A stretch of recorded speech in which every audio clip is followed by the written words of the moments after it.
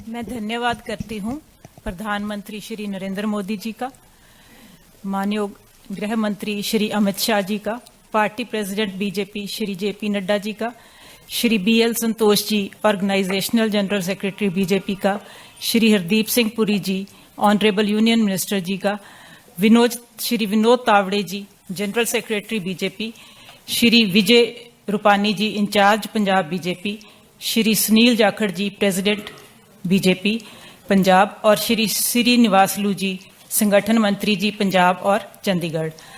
इन सब की प्रेरणा से ही मैं आज बीजेपी ज्वाइन कर रही हूं। मैं और मेरे पति दोनों इकट्ठे ही आज बीजेपी में आ रहे हैं।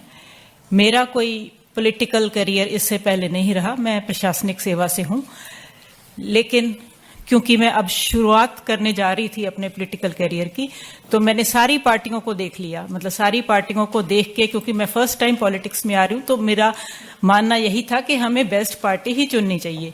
तो पिछले 10 सालों से जो भारत ने विकास किया है, बीजेपी के अंडर जो विकास हुआ है, जो अंतर्राष्ट्रीय स्तर पर हमारे देश का सम्मान बढ़ा है, जो इंफ्रास्ट्रक्चरल डेवलपमेंट हुई है, जो डिजिटाइजेशन हुई है, और जो भी महिलाओं के लिए, समाज सुधार के लिए, और जो आने वाला प्रोग्राम है बीजेपी का अगले सालों में, अगले 2047 तक, जो भारत को एक विकसित देश के रूप में देखने का जो संकल्प है बीजेपी का, उन सब से प्रभावित होकर मैं ये पार्टी ज्वाइन कर रही हूं, ताकि उसमें मैं भी अपना कुछ ना कुछ योगदान डाल सकूं।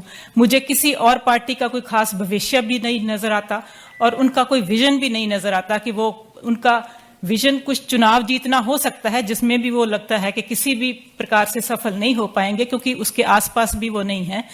लेकिन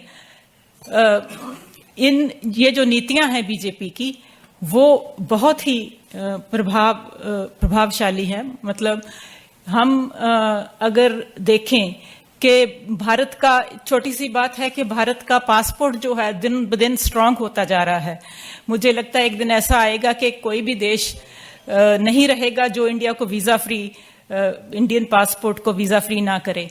तो इन सब को देख के मुझे लगता है कि भी इससे ज्यादा हो भी क्या सकता है। कोई भी ऐसा फील्ड नहीं है जिसमें बीजेपी ने काम नहीं किया। महिलाओं के लिए, बच्चों के लिए, स्वास्थ्य के लिए, शिक्षा के लिए, हर तरह, हर फील्ड में काम किया है, हर वर्ग के लिए काम किया है।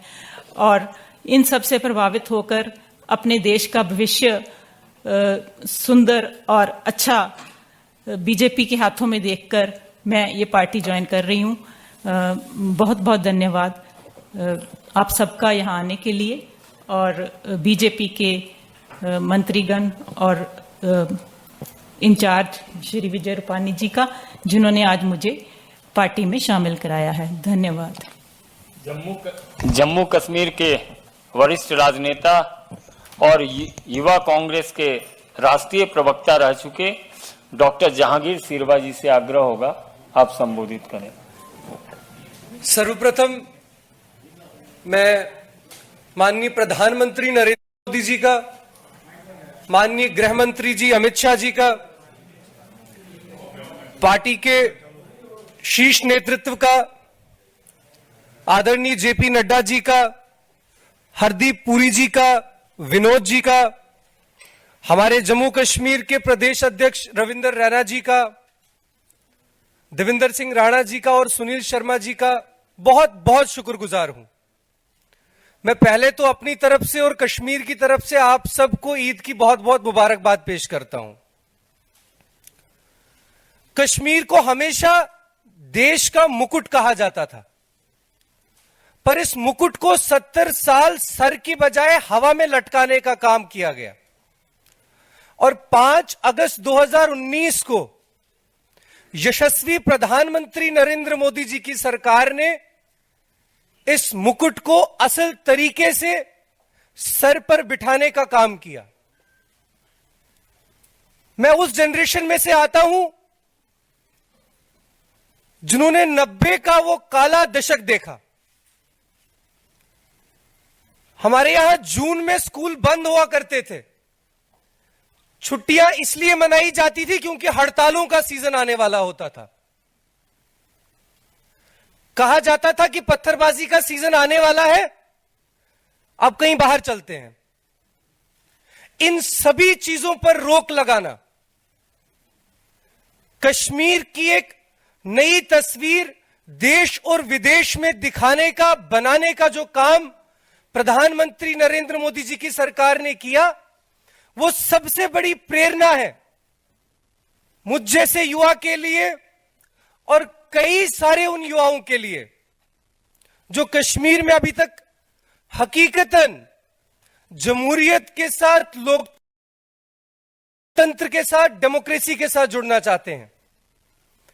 मैं आप लोगों को एक इंपॉर्टेंट बात बता दूं कि जम्मू कश्मीर में इससे पहले जो राजनीतिक दल इलेक्शन लड़ा करते थे, वो राजनीतिक दल कम, पॉलिटिकल ब्रोकर्स ज्यादा हुआ करते थे।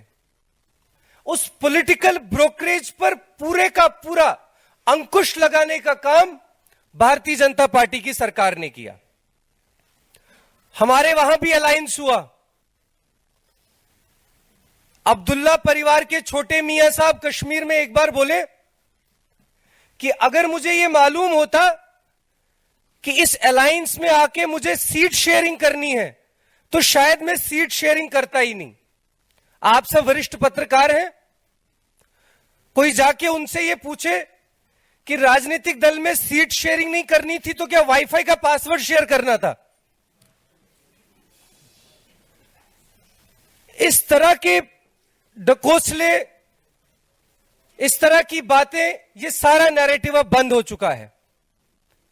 विपक्ष को ईवीएम की बजाय अपने दफ्तर में बैठी हुई पीवीएम, पार्टी वैनिशिंग मशीन पे काम करना चाहिए और भारतीय जनता पार्टी को ईवीएम के मामले में बांधने की बजाय भारतीय जनता पार्टी से ईडब्ल्यूएम यानी इलेक्टोरल वर्किंग मशीनरी की तरह काम करना सीखना चाहिए।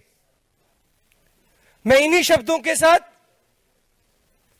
एक बार फिर यह बता दूं कि मेरी नजर में भारतीय जनता पार्टी केवल एक राजनीतिक दल नहीं, केवल एक विचारधारा नहीं, बल्कि जनसेवा, जन कल्याण, राष्ट्र सेवा और राष्ट्र निर्माण का एक आंदोलन है, जिस आंदोलन का एक मजबूत सिपाही बनकर मैं अपने जीवन के आखिरी क्षण तक काम करता रहूंगा।